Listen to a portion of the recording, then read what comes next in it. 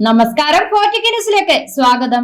രാജ്യത്തിന്റെ സമ്പത്ത് കവർന്നെടുക്കുന്ന കൊള്ളക്കാരാണ് ബി.ജെ.പി. സർക്കാർ. അത്തരത്തിൽ നിരവധി അഴിമതി ആരോപണങ്ങൾ ഇതിനോടകം അവർക്കെതിരെ ഉയർന്നു വന്നിട്ടുണ്ട്. എന്നാൽ ബി.ജെ.പിയുടെ അഴിമതി കണക്കുകൾ ബി.ജെ.പിക്കാർ തന്നെ ഇപ്പോൾ പുറത്തു കൊണ്ടുവന്നിരിക്കുകയാണ്. അതോടൊപ്പം ബി.ജെ.പി. എം.എൽ.എമാർ തമ്മിലടിക്കുകയാണ് ഹരിയാനയിൽ. അതായത് ഹരിയാന നിയമസഭയിൽ ബി.ജെ.പി. എം.എൽ.എമാർ ഏറ്റുമുട്ടുകയാണ്. എന്നാൽ അവർ പരസ്പരം ഏറ്റുമുട്ടാനുണ്ടായ കാരണം ഏറെ രസകരവുമാണ്. അതായത് ഹരിയാന നിയമസഭയിൽ ബി.ജെ.പി. നേതാക്കൾ ഏറ്റുമുട്ടിയത് ചാണകത്തിന്റെ പേരിലാണ്. അതിന്റെ കൂടെ ബി.ജെ.പിയുടെ അഴിമതി കണക്കുകളും പുറത്തു വന്നിരിക്കുകയാണ്. ബി.ജെ.പി. എം.എൽ.എ രാംകുമാർ ഗൗതം പന്തയം വെച്ചതിനു ശേഷം 10 കിലോ ചാണകം കഴിച്ചു എന്നായിരുന്നു ബി.ജെ.പി. നേതാവായ സഹകരണ മന്ത്രി അരവിന്ദ് ശർമ്മയുടെ ആരോപണം. കൂടാതെ പെട്രോൾ പമ്പുകൾ നൽകാമെന്ന പേരിൽ മന്ത്രി അരവിന്ദ് ശർമ്മ നൂറുകണക്കിന് ആളുകളെ വഞ്ചിച്ചുവെന്നും ആളുകളിൽ നിന്ന് പണം തട്ടിയെടുത്തെന്നും രാംകുമാർ ഗൗതം ആരോപിച്ചു. ചൊവ്വാഴ്ച നിയമസഭാ സമ്മേളനത്തിൽ ഗവർണറുടെ പ്രസംഗത്തെക്കുറിച്ചുള്ള ചർച്ചയ്ക്കിടെയാണ് ഭരണകക്ഷിയായ ബി.ജെ.പിയുടെ നിയമസഭാംഗങ്ങൾ തമ്മിൽ പരസ്പരം പോരടിച്ചത്. ബ്രാഹ്മണ നേതാക്കളായ ഇരുവരും 2024 നിയമസഭാ തെരഞ്ഞെടുപ്പിൽ ജാട്ട് ആധിപത്യമുള്ള ഗോഹാന, സഫിദോൺ നിയമസഭാ മണ്ഡലങ്ങളിൽ നിന്ന് പാർട്ടി ടിക്കറ്റിൽ വിജയിച്ചവരാണ്. തന്റെ മണ്ഡലമായ ഗോഹാനയിലെ ജിലേബിയ സ്ഥലം എം.എൽ.എ കൂടിയായ അരവിന്ദ് ശർമ്മ പ്രശംസിക്കുകയും ഒരു ജിലേബി പാർട്ടി നടത്തുമെന്ന് പ്രഖ്യാപിക്കുകയും ചെയ്തിരുന്നു.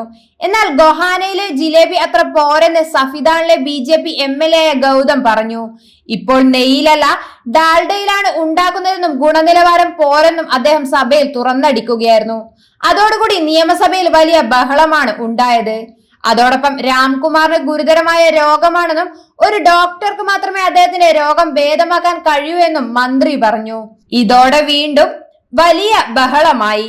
ജിലേബിയുടെ കാര്യം മറന്നേക്കൂ, ഒരു പന്തയം വെച്ചതിനു ശേഷം അയാൾ 10 കിലോ ചാണകം വരെ കഴിച്ചിട്ടുണ്ട് എന്നും പരിഹസിച്ചു. താൻ 10 കിലോ ചാണകം കഴിക്കുന്നുണ്ടെങ്കിൽ നിങ്ങൾ 1000 കിലോ കഴിക്കുന്നുണ്ടാകുമെന്ന് ഗൗതം തിരിച്ചടിക്കുകയായിരുന്നു. തുടർന്നാണ് ബി.ജെ.പിയുടെ അഴിമതി കണക്കുകൾ ഓരോന്നോരോന്നായി പുറത്തു വന്നത്. അഴിമതി കഥകൾ പുറത്തു വന്നപ്പോഴാണ് പെട്രോൾ പമ്പുകൾ നൽകാമെന്ന പേരിൽ മന്ത്രി അരവിന്ദ് ശർമ്മ നൂറുകണക്കിന് ആളുകളെ വഞ്ചിച്ചു എന്നും ആളുകളിൽ നിന്ന് പണം തട്ടിയെടുത്തെന്നും ആരോപണം ഉന്നയിച്ചത്.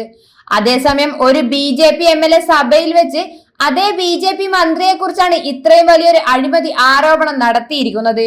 ഹരിയാനയിൽ ബി.ജെ.പിക്കിടയിൽ എത്രത്തോളം പ്രശ്നങ്ങൾ നിലനിൽക്കുന്നുണ്ടെന്ന് ഇതിലൂടെ തന്നെ വ്യക്തമാണ്. മാത്രമല്ല ഹരിയാന തെരഞ്ഞെടുപ്പ് തന്നെ സംശയത്തിന് മുൾമുനയിൽ നിൽക്കുന്ന ഒരു സാഹചര്യം കൂടിയാണ്. ഹരിയാന നിയമസഭാ തെരഞ്ഞെടുപ്പിൽ വൻ അട്ടിമറി നടന്നിട്ടുണ്ടെന്ന ആരോപണങ്ങൾ ഇപ്പോഴും നിലനിൽക്കുന്നുമുണ്ട്. ഈ സാഹചര്യത്തിൽ ഹരിയാനയിലെ എം.എൽ.എമാർ പരസ്പരം പോരടിക്കുന്നത് നിയമസഭയിൽ വരെ എത്തിയിരിക്കുന്നു. അതുകൊണ്ട് തന്നെ ഹരിയാനയിലെ എം.എൽ.എമാർ ഏത് നിമിഷവും മറുകണ്ഠം ചാടാനോ ബി.ജെ.പി. വിടാനോ ഉള്ള സാധ്യത തള്ളിക്കളയാനാകില്ല.